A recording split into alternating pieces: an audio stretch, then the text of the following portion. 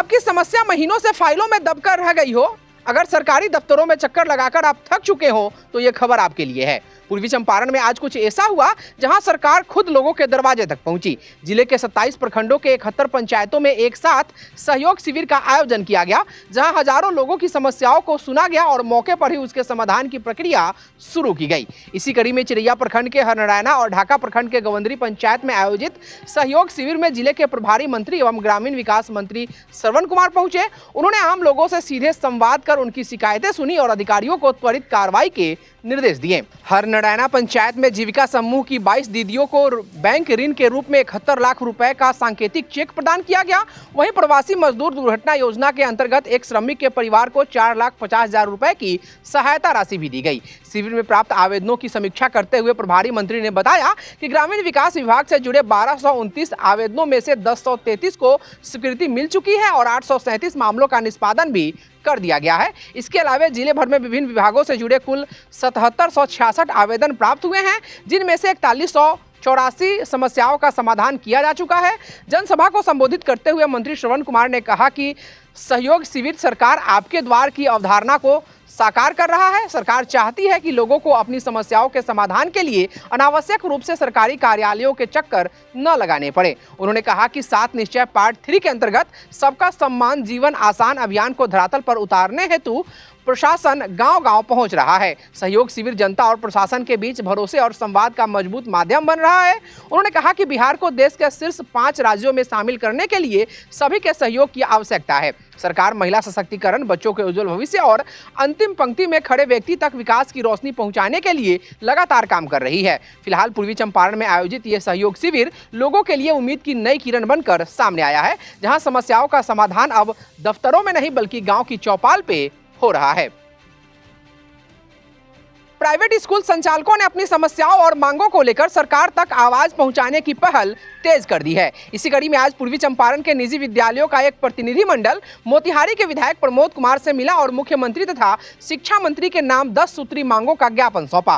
Private school association of teachers welfare पूर्वी चंपारण के अध्यक्ष संतोष कुमार रोशन के नेतृत्व में पहुंचे प्रतिनिधिमंडल ने निजी विद्यालयों के समक्ष उत्पन्न विभिन्न प्रशासनिक, तकनीकी और नीतिगत समस्याओं को प्रमुखता से उठाया।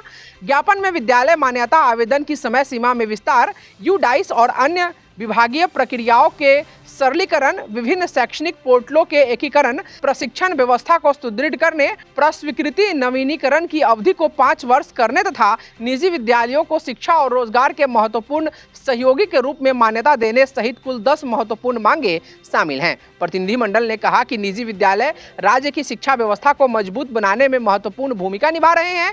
इसके साथ ही लाखों शिक्षित और गैर शिक्षित लोगों को रोजगार भी उपलब्ध करा रहे हैं। ऐसे में उनकी व्यवहारिक समस्याओं का समाधान राज्य के समग्र शैक्षणिक विकास के लिए आवश्यक है। वहीं विधायक प्रमोद कुमार ने प्रतिनिधिमंडल की मांगों को गंभीरता से सुना और आश्वासन दिया कि ज्ञापन में उल्लेखित सभी 10 सूत्री मांगों को विधि सम्मत तरीके से सरकार के समक्ष उठाया जाएगा तथा उनके समाधान के लिए हर संभव प्रयास किए जाएंगे। उन्होंने कहा कि निजी विद्यालय शिक्षा के क्षेत्र में महत्वपूर्ण भूमिका निभा रहे हैं और उनकी जायज समस्याओं के समाधान के लिए सकारात्मक पहल की जाएगी। इस अवसर पर संगठन के कई प्रमुख पदाधिकारी और सदस्य उपस्थित रहे, जिनमें भूषण कुमार, अभय कुमार मिश्रा, शिव किशोर सिंह, मृत्युंजय कुमार मिश्रा, पुण्यदेव प्रसाद यादव, धर्मेंद्र कुमार मिश्रा, प्रमोद कुमार सिंह और वाल्मीकि किशोर सहित अन्य सदस्य शामिल थे। अब देखना होगा कि निजी विद्यालयों की इन मांगों पर सरकार क्या फैसला लेती है और शिक्षा व्यवस्था से जुड़े इन महत्वपूर्ण मुद्दे पर आगे क्या कदम उठाए जाते हैं। चंपारण की बेटी ने एक बार फिर पूरे बिहार का मान बढ़ाया है। राष्ट्रपति पुरस्कार से सम्मानित सुप्रसिद्ध लोक गायिका डॉक्टर नीतू कुमारी नूतन को भारत सरकार के संस्कृति मंत्रालय के अंतर्गत पूर्व क्षेत्र सांस्कृतिक केंद्र कोलकाता यानी EZCC की प्रतिष्ठित गवर्निंग बॉडी का सदस्य मनोनीत किया गया है। यह उपलब्धि इसलिए भी खास है क्योंकि पूर्वी भारत के विभिन्न राज्यों से कला और संस्कृति के क्षेत्र में उत्कृष्ट योगदान देने वाली देश की मात्र 9 चुनिंदा कला हस्तियों को ही इस महत्वपूर्ण निकाय में स्थान दिया गया है।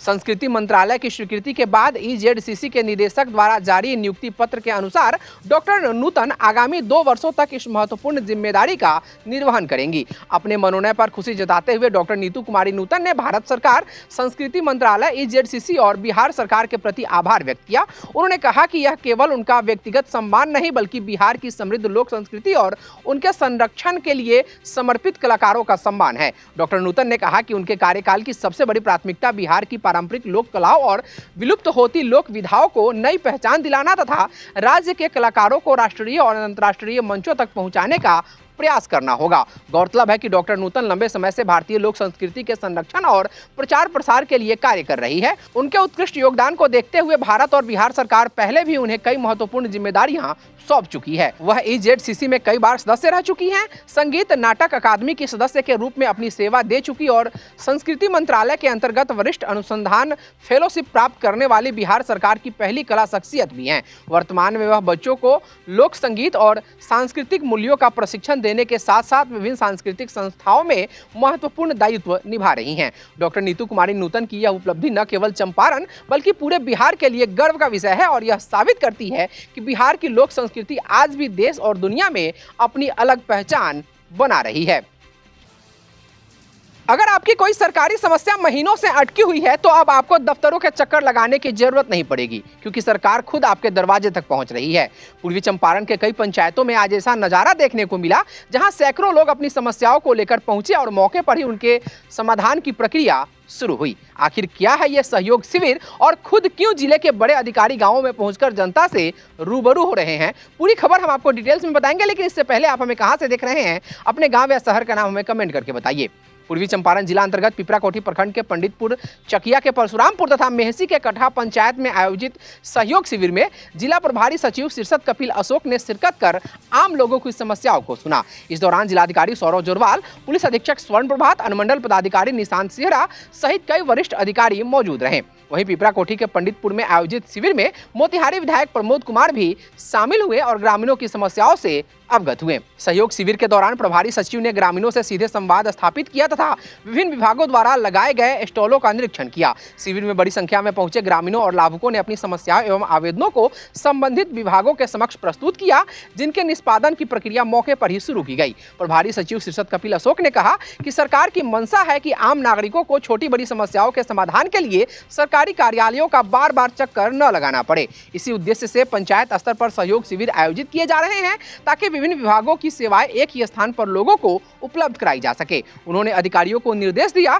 कि शिविर में प्राप्त सभी आवेदनों का समयबद्ध, पारदर्शी और गुणवत्तापूर्ण निष्पादन सुनिश्चित की जाए।